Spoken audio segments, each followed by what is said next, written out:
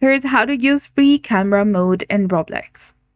So first, open your web browser, then go to roblox.com and log into your account. So to get free camera access in Roblox, you need developer access to the game. So click on the create in the top of the screen. Then go to your Roblox game and open your game.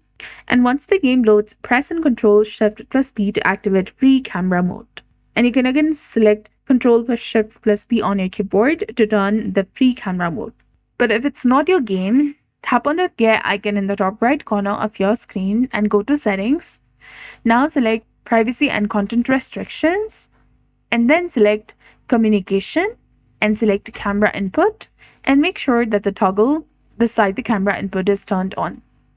So that's it. I hope you found this video helpful. If you did, please like, share, and subscribe.